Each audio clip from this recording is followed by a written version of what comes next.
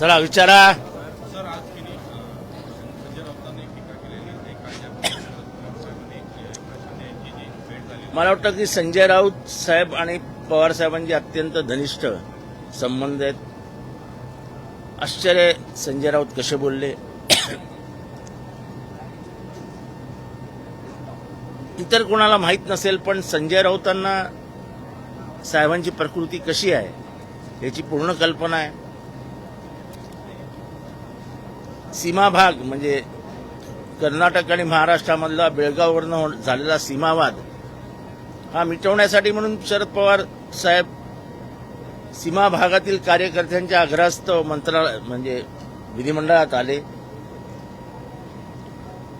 विधिमंडळात आल्यानंतर ती बैठक संपल्यानंतर आपल्या आमदारांनी कुठे बसायचं एनसीपी शरद पवार गटाच्या पक्षाच्या, तर कोणीतरी सहज सुचवलं ती सर्वात जवळ केबिन ती आहे तिथनं जिनेत म्हणाले चला जाऊया.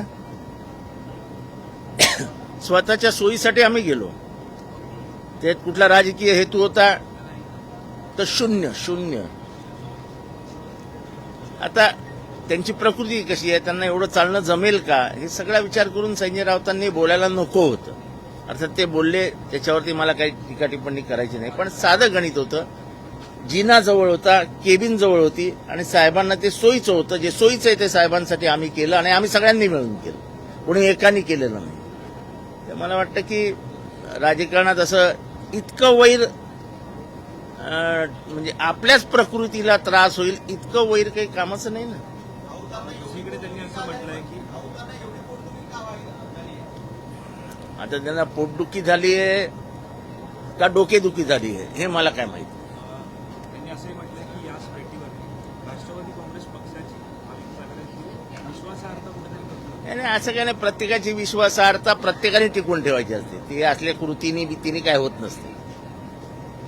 आता मला कोणाला वैयक्तिक टीका करायची नाही, पण इथे येऊन कोण मुख्यमंत्र्यांना कोण भेटतं तेव्हा मला विश्वासात घेतलं जातं का, असं काही नसतं. प्रत्येकाचा एक वैयक्तिक राजकीय आणि ह्याच्यात आमचा 1% राजकीय अँगल नव्हता. एकनाथ शिंदे साहेब कॅबिनेटला बसले होते. त्यांना जेव्हा कळलं की शरद पवार साहेब माझ्या केबिनमध्ये आलेत, महाराष्ट्राची संस्कृतीचा सन्मान करत ते स्वतः आले खाली. त्यांनी एक शाल शरद पवारांच्या अंगावर घातली, नमस्कार केला आणि म्हणाले साहेब मी कॅबिनेटला जातो. साहेब म्हणाले नाही तुम्ही तुमच्या कामाला जा. आणि आपले गप्पा मारत आम्ही 20-25 मिनिटं बसलो, चहा वगैरे पेलो आणि बाहेर आलो. अनेक घटकांनी एक पथ्य पाहायला पाहिजे असं होतं त्यांचं म्हणणं. म्हणजे एकंदरीत केवळ एकनाथ शिंदे शरद पवारांची भेट आणि सातत्याने अहो भेट झाली नाही हो. मी आज इथनं जाहीरपणाने सांगतो राऊत साहेबांना, राऊत साहेब 1 मिनिटही भेट झाली नाही. 1 मिनिटही शब्दांची लेनदेन झाली नाही. अजून काय म्हणजे काय. सर एक वेगळा प्रश्न मिसिंग कायद्यामध्ये सुधारणा करत विधेयक सादर करण्यात आलेला आहे. असं असताना देखील अजूनही उपनगरात असेल नवी मुंबईमध्ये डान्स सुरू आहे. हे बा डान्स बार, अश्लील नृत्य याच्यावरती माझे खूप आक्षेप होते. अश्लीलता ही डोळ्यात असते हो.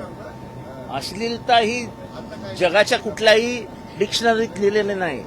अश्लीलता आणि वासना या दोन्ही डोळ्यात असतात, मनात असतात. तर तुम्हाला काही अश्लील वाटेल मग तुम्ही तमाशा बंद करणार आहात का. अनेकांच्या म्हणजे तथाकथित इथला जो बौद्धिक वर्ग आहे त्यांना वाटतं तमाशा अश्लील आहे. आमच्यासारख्यांना तमाशा ही लोककला वाटते आणि ओपनली सांगतो मला तमाशा ही लोककला वाटते. आता त्या लोककलेला मारून टाकायची का. विठाबाई नारायणगावकर यांच्यावरती आपण चित्रपट काढतो, डॉक्युमेंटरी काढतो. अहो महाराष्ट्राची संस्कृती आहे. हे काहीतरी आपलं मॉरल पोलिसिंग आणि मग पोलिसांनी मला हे काही मला तरी वैयक्तिक विचारतं मला अजिबात पटत नाही. हे मरीन ड्राईव्हवर बसणाऱ्या पोरापोरींना 12 वाजले की काठ्या मारायच्या, त्या बांद्रा बँडस्टँडला बसलेल्या पोरींना. अहो 10 बायद्याच्या खोलीत राहणारे पोरं पोरी स्वतःच मन मोकळं करायला जर तिथे 2 वाजेस्तोर बसले तर तुमच्या माझ्या बापाचं जातं काय. द्या ना त्यांना संरक्षण, नाही तर घरं मोठी करून द्या. अहो माणुसकीचा थोडा तर भाग बाळगा. काय बालिशपणा, 12 नंतर कुठल्याही पोरापोरींनी बसायचंच नाही. अरे काय तुम्हाला चांगली 5-5 बेडरूमचे तुमची घर आहेत, त्या बिचारांचे 1 बेडरूमचं पण घर नाही. मुंबईतल्या अनेक असे कुटुंब आहेत ज्यांचं घर 10 बाय 10चं आहे, म्हणजे किचन, बेडरूम आणि हॉल सगळे एकत्र असतं. 5-5, 10-10 जण घरात राहतात. शेवटी तेही माणसं आहेत, त्यांनाही भावना आहेत. कमीत कमी घरात काय चालू आहे हे बोलण्यासाठी तरी ते चौपाटीवर येऊन बसतात. आता हे सगळं हे मॉरल पोलिसिंग करून आपण काहीतरी सामाजिक सुधारक म्हणून पुढे चाललो आहोत असं जर कोणाला वाटत असेल तरी मला माहित नाही इतरांचं काय मत आहे. माझं स्पष्ट मत आहे की हे करू नका. बाबासाहेब मिसिंगचा जो प्रकल्प आहे त्याचं महाविकासाकडे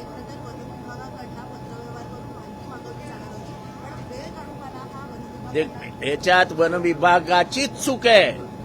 कोर्टात तुम्हालाच जायला पाहिजे होतं.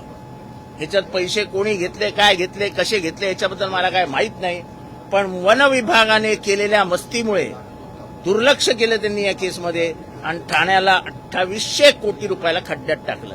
अर्थात 2800 कोटी रुपये, 2200 कोटी, 3000 कोटी आता महाराष्ट्राला काही वाटत नाही, महाराष्ट्राच्या जनतेलाही काही वाटत नाही. मी परत एकदा आठवण करून देतो की 1989 साली विश्वनाथ प्रताप सिंग आणि जॉर्ज फर्नांडिस यांनी बोफोर्सच्या खरेदीमध्ये 65 कोटी रुपयाचा भ्रष्टाचार झाला सांगितला आणि राजीव गांधींसारखा पंतप्रधान हा लोकसभेची निवडणूक हरले. भ्रष्टाचाराचा मुद्दा केला विश्वनाथ प्रताप सिंग आणि जॉर्ज फर्नांडिसनी. 65 कोटी या महाराष्ट्राच्या राजकारणात गेल्या 3 वर्षात कमीत कमी 20,000 कोटी रुपयाचे घोटाळे बाहेर आले. अगदी सुप्रीम कोर्टाने एक 3,000 कोटीचा घोटाळा पकडून दिला. आम्हाला आता त्याच्याशी काही घेणं देणं नाही. आमची टक्केवारी 56% वरती निघून गेली आहे.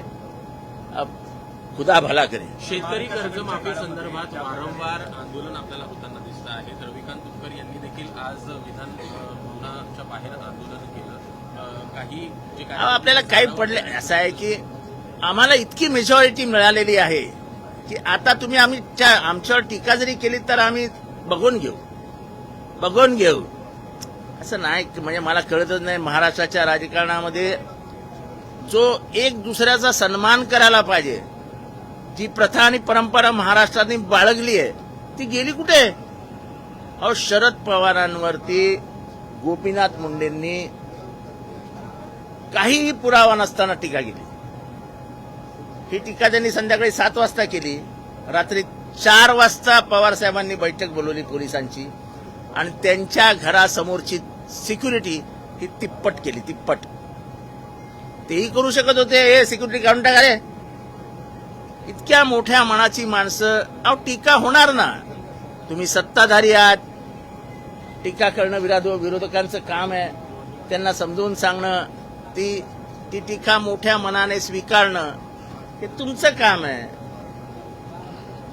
महाराष्ट्राच्या राजकारणाची सांस्कृतिक अधोगती होते असं माझं मत आहे. म्हणजे कुणी टीका केली तर बदला घेण्याची प्रवृत्ती वाढते असं तुमचं म्हणणं आहे का? नाही, एवढ्या वर्ष घेतला जात होता. पण आता म्हणजे काय बोलायचं. शेतकरी कर्जमाफी अद्यापपर्यंत झालेली नाही. होणारही नाही. सोडून द्या ना, तो विषय सोडून द्या. आता काय राहिलं. प्रकल्प त्याचं पेपर महाविकास आघाडी सरकारच्या काळात झालं होतं. आता उद्घाटन झाले मात्र त्याचा खर्च चंद्रयानपेक्षा 12 पट जास्त.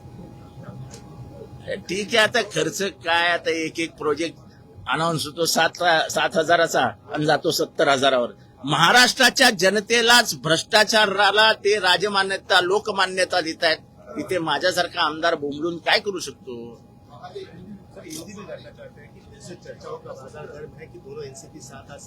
आप चर्चा करते रहिए, उसको गर्म करिए, उस पर चाय रखिए, चाय रख के आप पी लीजिए. हमको उससे कोई लेना देना नहीं. रोहित पवार आप लफ्जों में बताया कि ना तो हमको किसी पार्टी से कुछ लेना देना नहीं है, हम अकेले ही है, अकेले ही रहेंगे और अकेले ही लड़ेंगे. अगर हमारी चर्चा चालू है तो आप चर्चा करते रहिए. हमको ना उसका गम ना पछतावा. पवार साहब से मुलाकात की तटकरे साहब ने और बताया नहीं पार्टी में अपने ना सुमित्रा पवार जी को बताया ना भारत पवार को बताया. अरे हमको क्या लेना देना है, कौन किससे क्या मिलता है? आप मुझसे मिलते हो, बताते हो क्या पत्रकारों को कि आज जाके जितेंद्र से मिलके आया? आपकी मीटिंग हुई है, उस मीटिंग में क्या